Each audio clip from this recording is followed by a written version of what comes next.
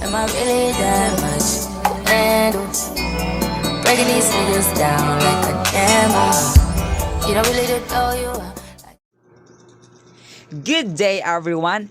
I am Dave Andry Mulato, together with my co-reporter Charise Pancho, SaraJean Morala, Jaime Orbino, Vladimir Nuarin, Villan, Rogelio Permanjil, and Danielle Pandilingan.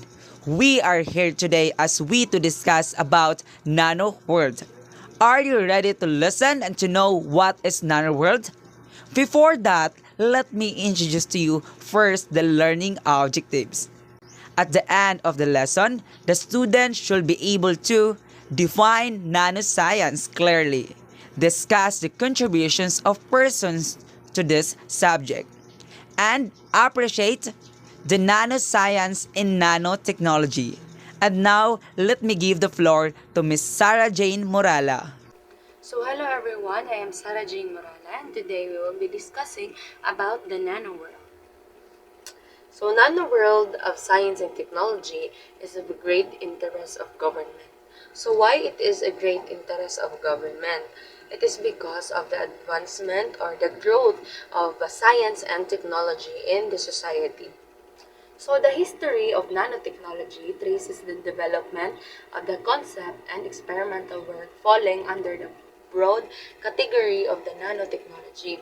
Although nanotechnology is a relatively recent development in scientific research, the development of its central concept happened over a longer period of time.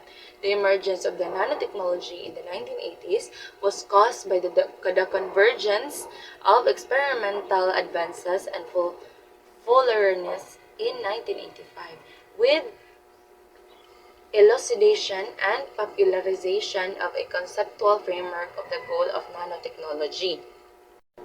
So there are types of a nano world. There are nanoscience and the nanotechnology. First, let us discuss the nanoscience. So the study of structures and materials on the scale of the nanometers. Scientists examine how materials behave differently at this tiny scale, which is the quantum mechanics and the surface effects.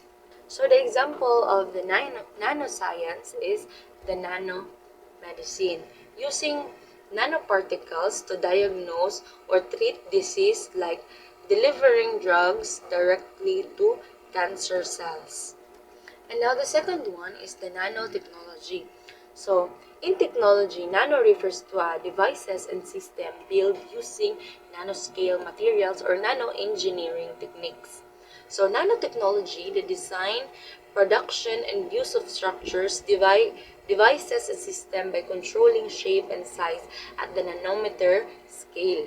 So example in technology is the nanochips, tiny processors with the components just a few nanometers wide, used in smartphones and computers.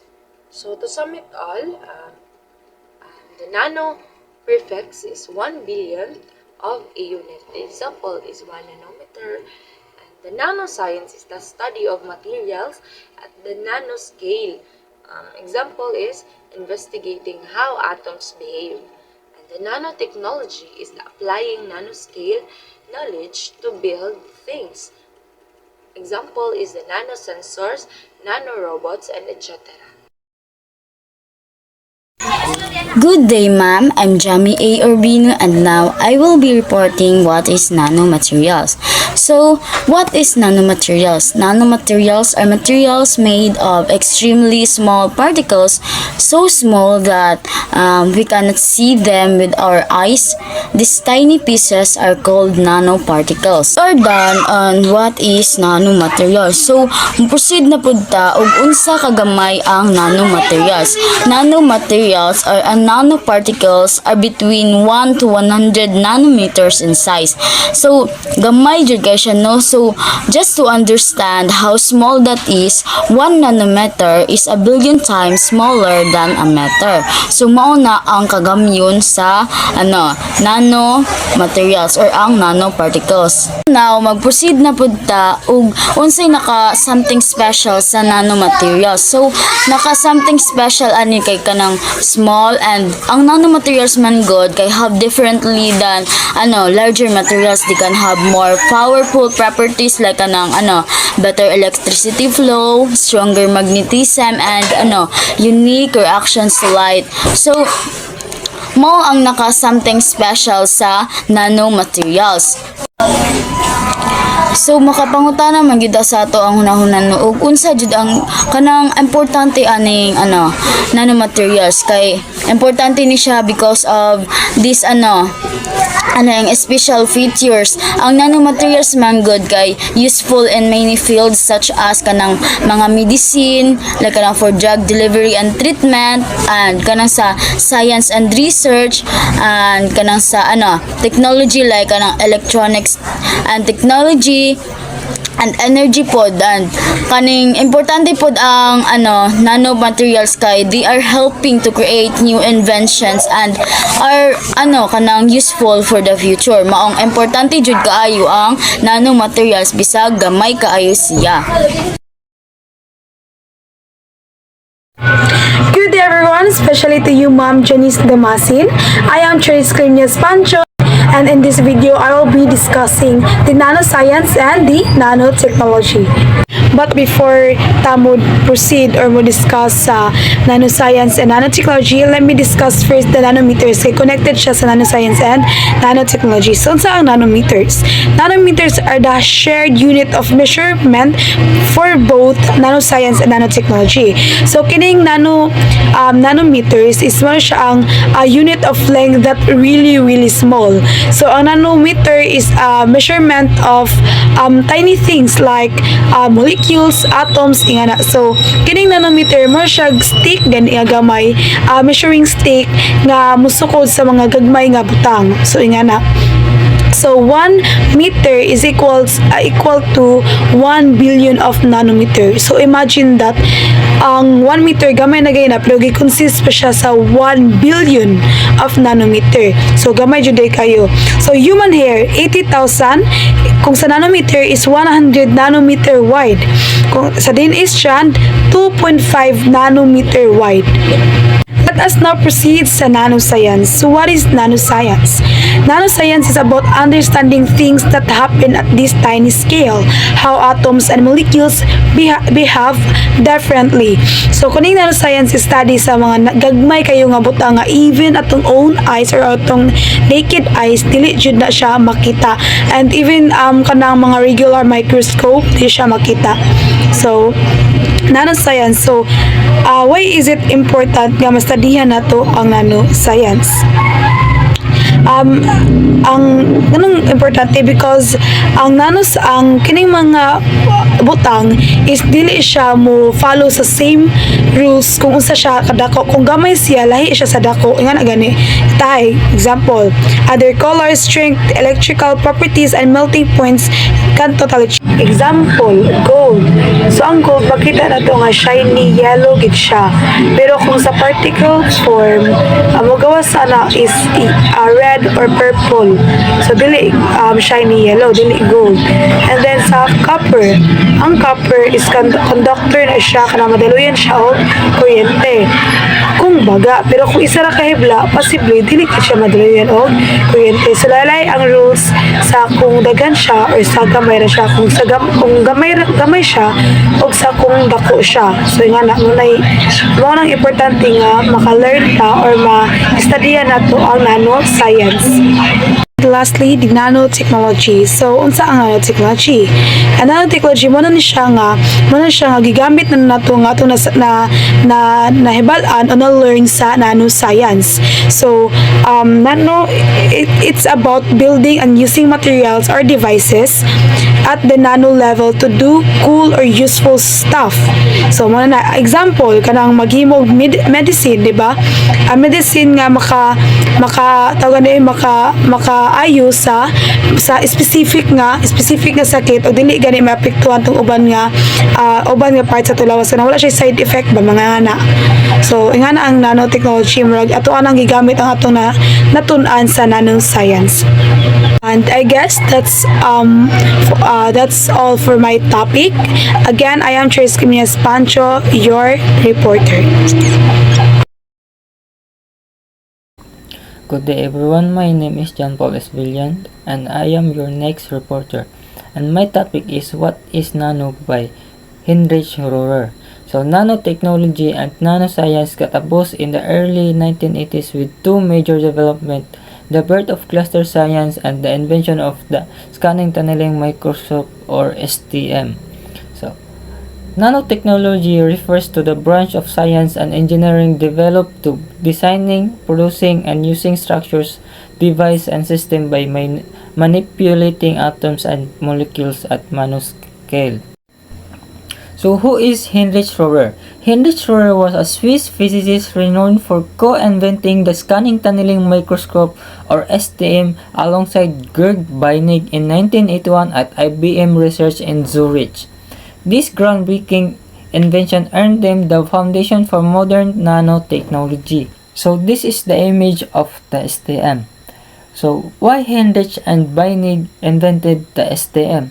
Rohrer and Beinig wanted to unlock the mysteries of atomic surfaces, but their explorations were hampered by the lack of suitable tools. No technology existed to help scientists explore a surface's electronic structure and imperfections, so they invented one. So that's all for my topic, and thank you.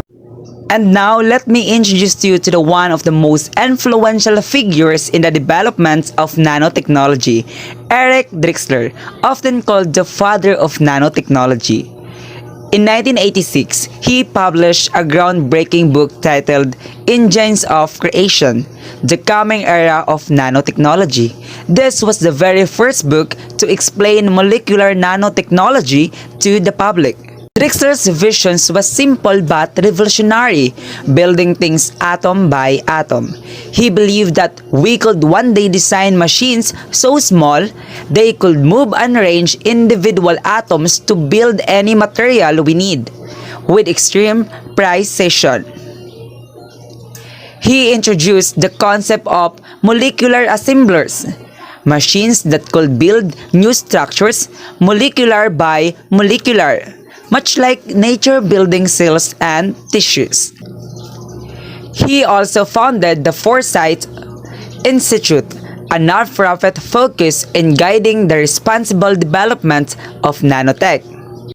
His work not just pushed science forward, it also opened ethical conversations about the future of medicines, industry, and even how we think about technology on a global scale.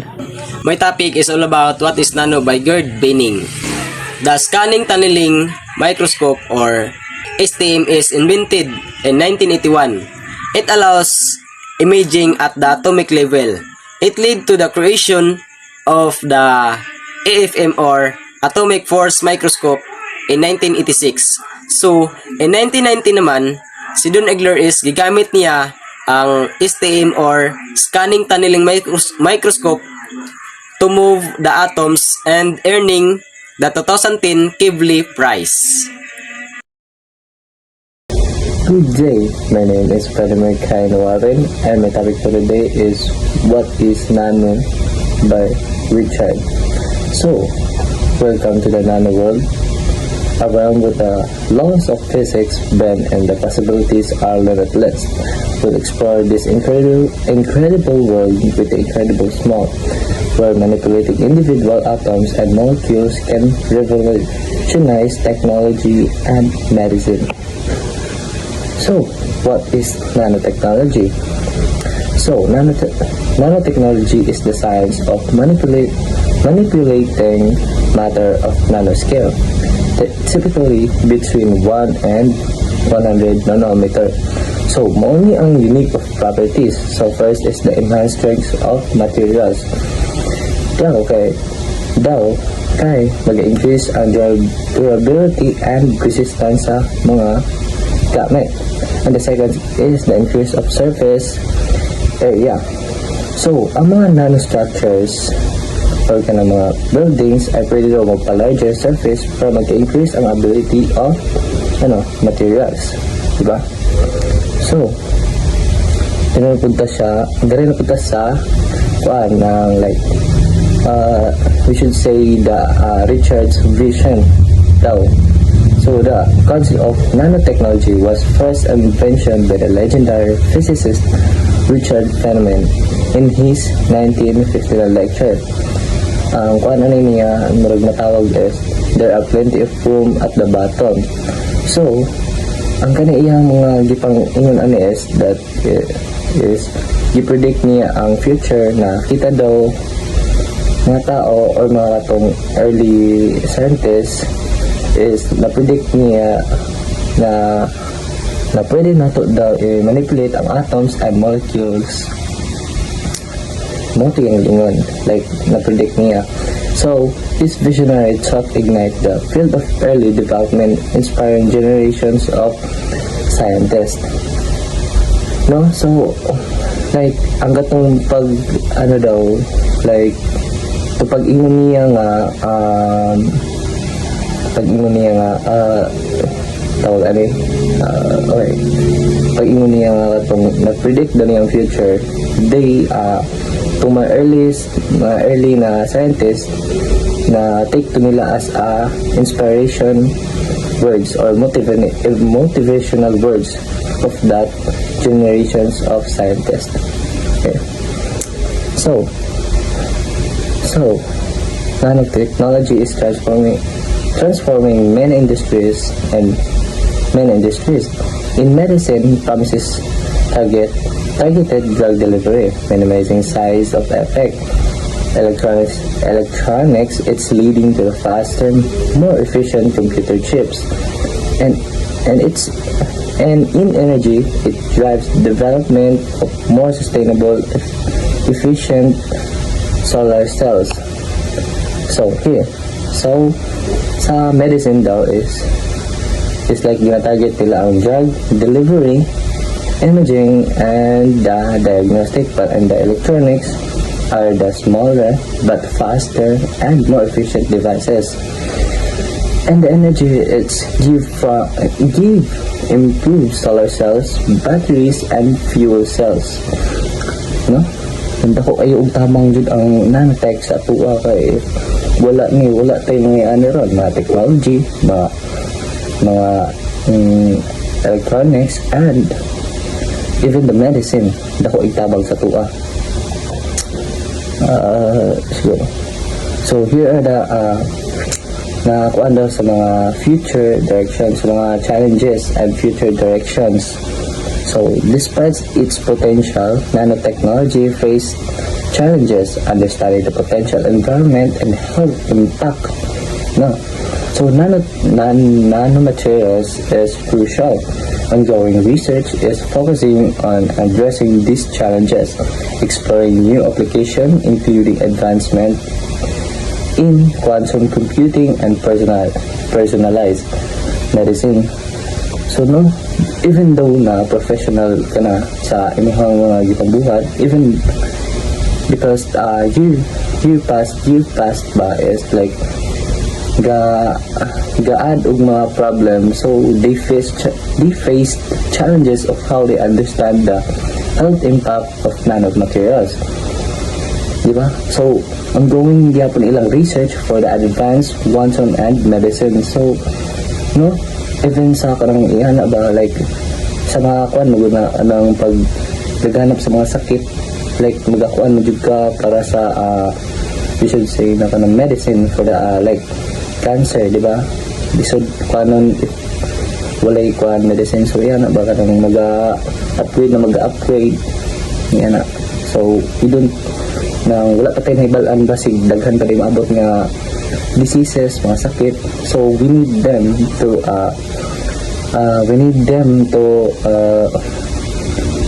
kanang para magka-advance ato ang mga medicines. So, yes. So, here's the last part. The nano world is still largely unexplored, but its potential is staggering. As scientists continue to push the boundaries of what's possible, we can expect even more groundbreaking discoveries and transformative application in this year to come. So, that's all, and thank you for the listening. Now let's talk about how nanotechnology went from being a theory to being used in real products we say and use every day. In the early 2000s, nanotech started making its way into commercial products. Most of this use what we called passive nanomaterials. These materials don't move or react like machines. Instead, they are enhance certain properties like strength, protections, or flexibility. Here are some examples. Titanium oxide and zinc oxide. Nanoparticles were used in the sunscreens and cosmetics. This made the creams transparent while still protecting the skin from harmful UV rays. Silver nanoparticles were used in food packaging, clothing, and household appliances because of their strong antibacterial properties. Carbon nanotubes were added to fabric to make them stain resistant and more durable. And cerium oxide nanoparticles were used in fuel additives to help vehicles burn fuel more efficiently and reduce pollution. By 2011, over 1,300 nanotech-based products were available worldwide, and more were being added at a rate of 3 to 4 per week. This shows how fast nanotechnology is growing and changing the products we use. Good day, everyone. I'm Danielle Jane Pandilingan. Now, let's explore some of the top potential uses of nanoscience and nanotechnology in our future. These are the areas ranked by the Joint Center of Biotics and Canada. Based on their importance for development, first, energy. Nanotech can make solar panels more efficient, battery lasts longer, and help store clean energy better. Agriculture. We can use non-filterizer and nanopesticide that suffer for the environment but still increase food production. Water treatment. Nanotech can create filters that remove bacteria, heavy metals, and toxins, making polluted water safe to drink. Disease detection. Nanosensors can detect disease like cancer at a very early stage, sometimes before symptoms ever appear. Drug delivery. Tiny nanocarriers can target sick cells directly, reducing side effects and improving how well treatment work. Food storage. With nanopackaging, food can stay fresh longer and even show signs it is spoiled or unsafe to eat. Air pollution. Certain nanomaterials can trap harmful gases or clean the air more efficiently than current filters. As we can see, nanotechnology holds huge promise, not just for science and industry, but for improving everyday life and solving global challenges. Here are the summary of our discussion. Nanotechnology is rapidly transforming modern science. It holds great potential for improving life and solving global challenges. However, concerns about health and environmental impact are growing. Proper regulations and research are needed for safe and effective use. And now, that's the end of our lessons. I hope that you learned something within our discussions. Most especially, I hope that you know what is nano world through our discussions. Again, this is Dave Andry Mulato, and see you in next video.